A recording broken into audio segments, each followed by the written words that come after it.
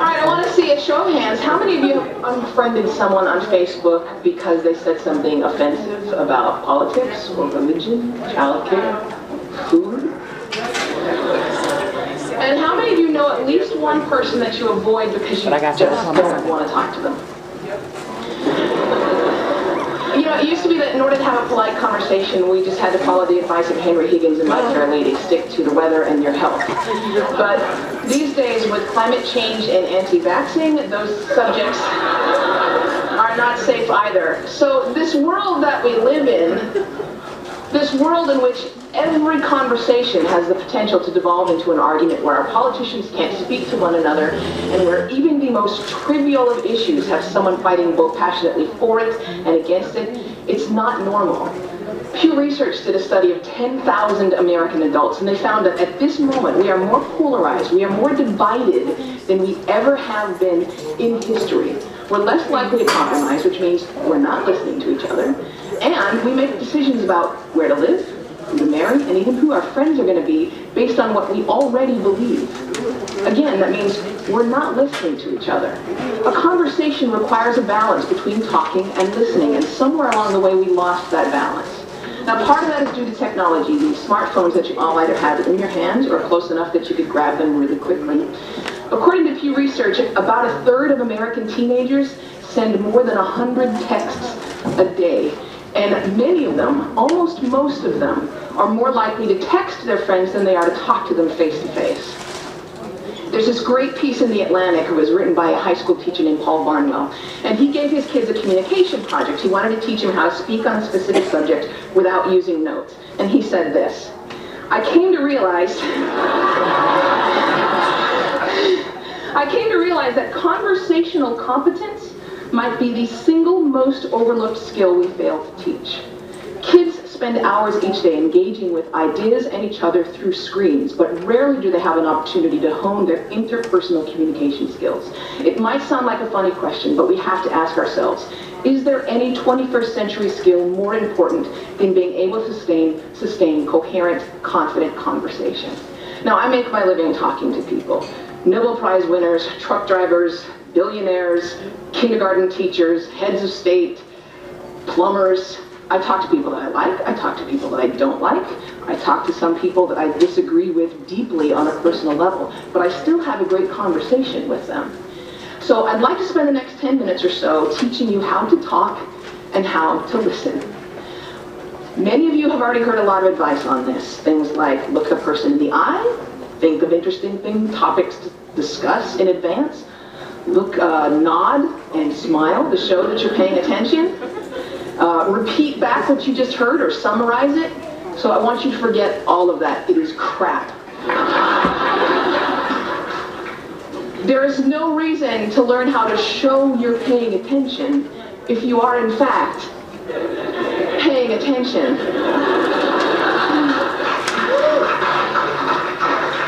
Now, I actually use the exact same skills as a professional interviewer that I do in regular life.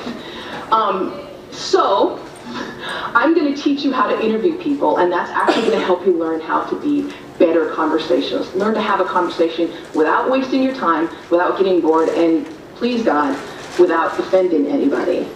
We've all had really great conversations. We've had them before. We know what it's like. The kind of conversation where you walk away feeling engaged and inspired, or where you feel like you've made a real connection, or you've been perfectly understood.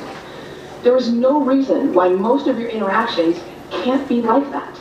So I have 10 basic rules. I'm going to walk you through all of them, but honestly, if you just choose one of them and master it, you're already going to enjoy better conversations. Number one, don't multitask. And I don't mean just set down your cell phone or your tablet or your car keys or whatever's in your hand.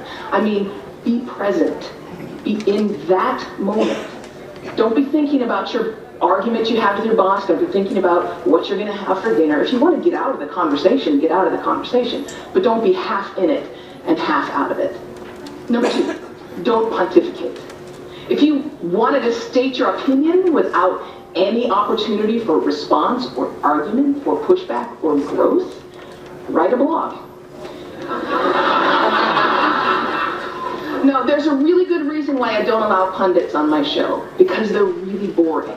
If they're a conservative, they're going to hate Obama and food stamps and abortion. If they're a liberal, they're going to hate big banks and oil corporations and Dick Cheney. Totally predictable. And you don't want to be like that. You need to enter every conversation assuming that you have something to learn.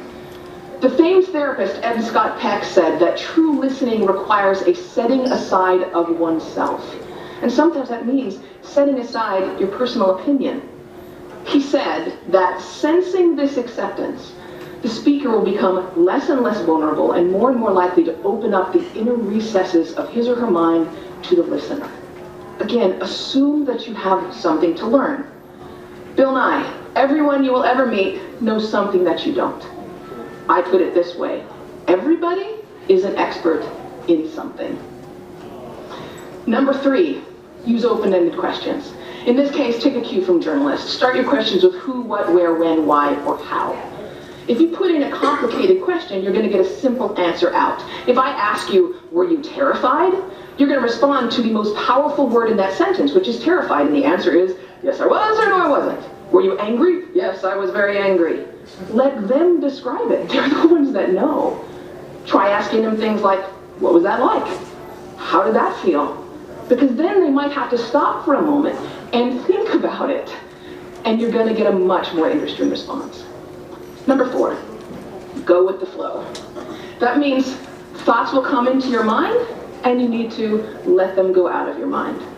We've heard interviews often in which a guest is talking for several minutes and then the host comes back in and asks a question which seems like it comes out of nowhere or it's already been answered. That means the host probably stopped listening 2 minutes ago because he thought of this really clever question and he was just bound and determined to say that. And we do the exact same thing. We're sitting there having a conversation with someone and then we remember that time that we met Hugh Jackman in a coffee shop. And we stop listening. Stories and ideas are going to come to you. You need to let them come and let them go. Number 5, if you don't know, say that you don't know. Now, people on the radio, especially on NPR, are much more aware that they're going on the record. And so they're more careful about what they claim to be an expert in and what they claim to know for sure.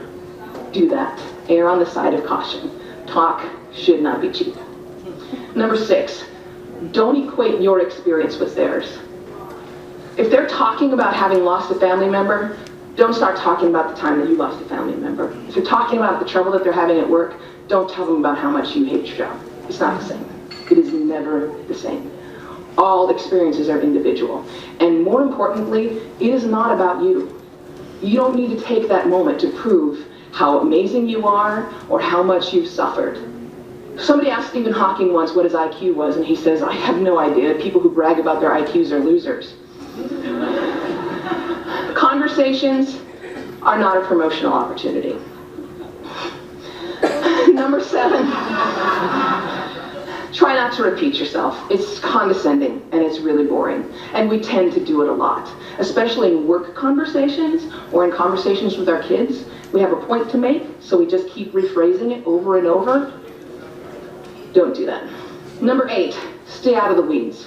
Frankly, people don't care about the years, the names, the dates, all those details that you're struggling to come up with in your mind. They don't care. What they care about is you. They care about what you're like, what you have in common. So forget the details. Leave them out. Number 9, this is not the last one, but it is the most important one. Listen. I cannot tell you how many really important people have said that listening is perhaps the number one most important skill that you can develop. Buddha said, and I'm paraphrasing, if your mouth is open, you're not learning. And Calvin Coolidge said, no man ever listened his way out of a job. Why do we not listen to each other? Number 1, we'd rather talk. When I'm talking, I'm in control. I don't have to hear anything I'm not interested in. I'm the center of attention. I can bolster my own identity. But there's another reason. We get distracted. The average person talks at about 225 words per minute, but we can listen at up to 500 words per minute. So our minds are filling in those other 275 words. And look, I know it takes effort and energy to actually pay attention to someone. But if you can't do that, you're not in a conversation. You're just two people shouting out barely related sentences in the same place. You have to listen to one another. Stephen Covey said it very beautifully. He said, most of us don't listen with the intent to understand. We listen with the intent to reply. One more rule, and number 10, and it's this one. Be brief.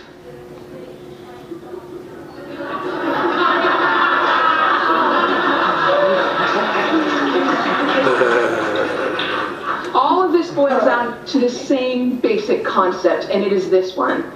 Be interested in other people. You know, I grew up with a very famous grandfather, and there was kind of a ritual in my home. People would come over to talk to my grandparents, and after they would leave, my mother would come over to us and she'd say, do you know who that was? She was the runner-up to Miss America. He was the mayor of Sacramento. She won a Pulitzer Prize. He's a Russian ballet dancer.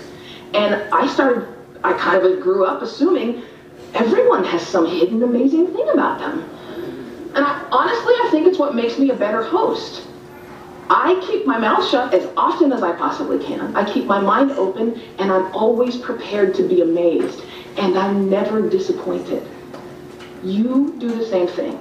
Go out, talk to people, listen to people, and most importantly, be prepared to be amazed. Thanks.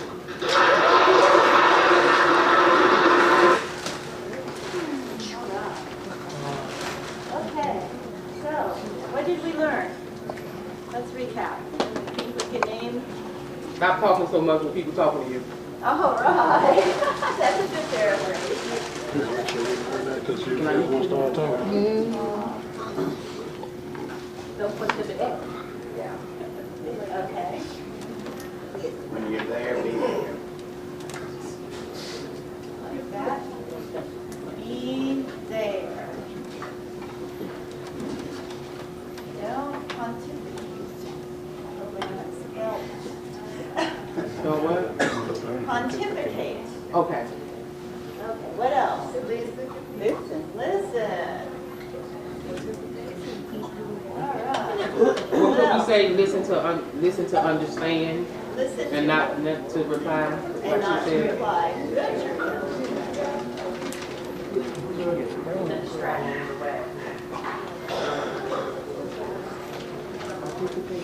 Distraction. Is authenticate the same as to personalize? No. Okay, so don't personalize. Pontificate is when you get on your soapbox and Gotcha. talk about Yourself. your opinion. That's right. And you're not really looking to Learn. for a response. Right. Don't personalize.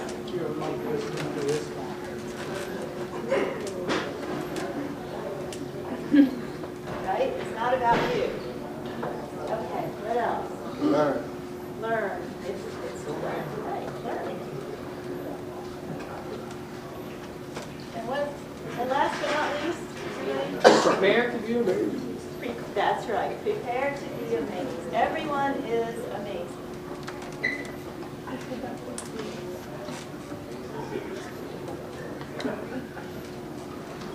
Okay, so why did I show this video to you guys? Huh? Speak up. Come on, Twyla. It's okay. She said all the above.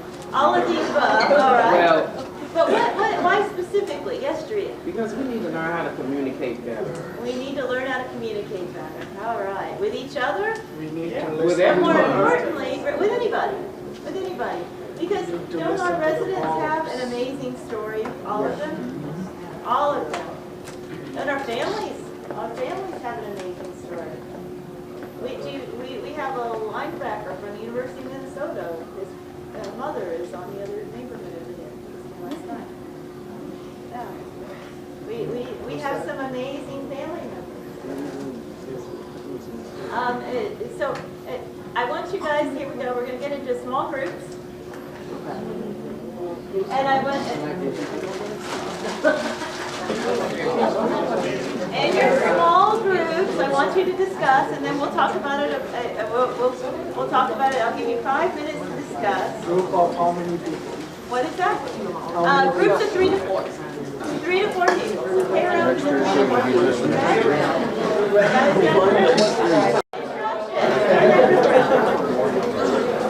Bring him in. You guys come closer. I can't go that loud. I'm not used to raising my voice. Want me to do that for you? Yes.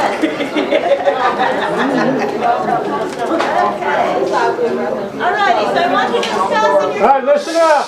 Listen up. Discuss in your small group. What is the best piece of advice you have ever received? And let's practice our communication skills. Okay? One by one.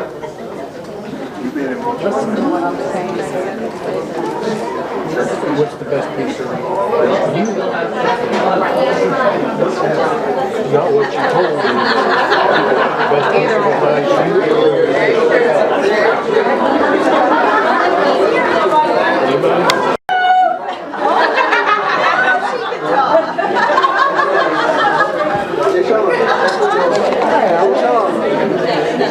Okay, listen up. All right, so anybody want to share your best piece of advice that your neighbor gave you? Brett said the best piece of advice he has ever heard was a happy wife makes a happy life. Of course y'all would say that's probably right. Women love that one. Over here, I saw you. Danny, you say you were. Oh, here, Nicole. Keep your legs closed. Keep your legs. You ain't got to worry about that,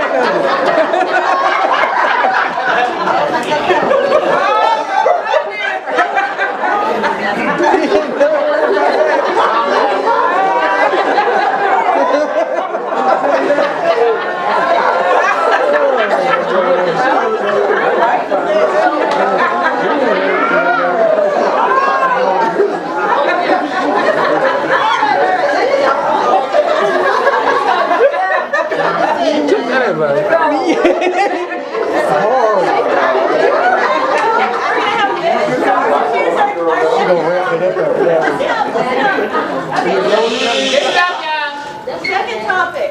What is your biggest regret? And what do you hope to do about it? Yeah, there ain't nothing I can do about the whole chair. They already hit them. All right. I need a bell. Okay, so anybody want to share? Right here. What we share? Right here? You actually tie both of them together. Okay. One of them is save for a rainy day. And what was the other one? Not saving for a rainy day. Not saving for the rainy day. That's your biggest That's regret. correct. Ah, okay. Financially speaking. I don't get it. Think about He it. wasn't We'll listening. talk later. Okay. All right. Anybody else want to share? Smartest people. So let's Look, personal, it's like my grandmother on my father's side, I'm not gonna lie, this was a mean woman. And she kind of passed away, not kind of, but she passed away without us actually making amends. that's hard. So, I don't hold grudges. If I do something to anyone in here to offend you, please don't go home mad at me. Let's get it right. On Monday, Tuesday is a different day. So that's my biggest regret, is holding grudges. Because you may think that it won't affect you, but it will. It will. So y'all know I'm goofy, but sometimes I say things that are inappropriate as well. Everybody got feelings. If I hurt your feelings, let me know. I'm not unapproachable. Let's get it right before you go home. Yeah, that's all.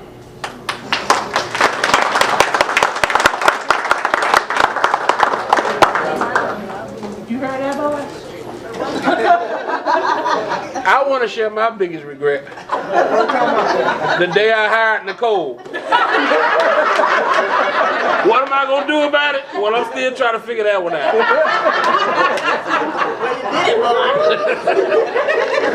Fred, we got season, Fred. Everybody else? We're a family here. We're here to support each